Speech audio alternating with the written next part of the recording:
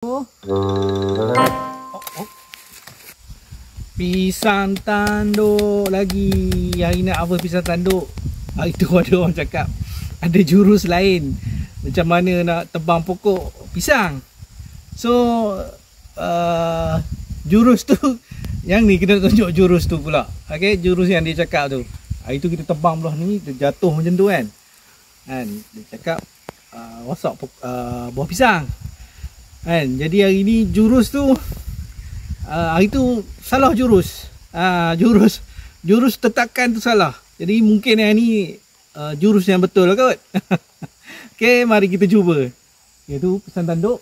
Dia dah cukup matang, dia dah mengkal. Sebab daun dia ada daun yang elok ataupun apa lepas yang elok tu ada tinggal 4. 1, 2, 3, 4.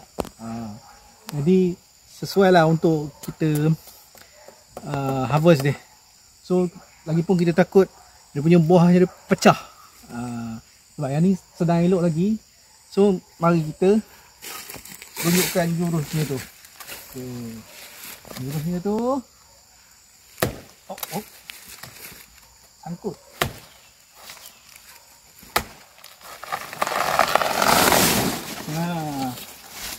So itulah jurusnya.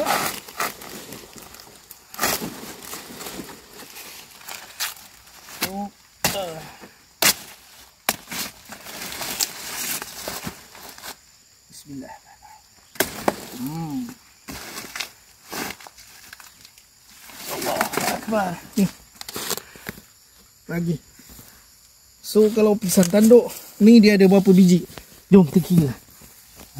1, 2, 3, 4, 5, 6, 7, 8, 9, 10, 11, 12, 13. Oh, rekod ni.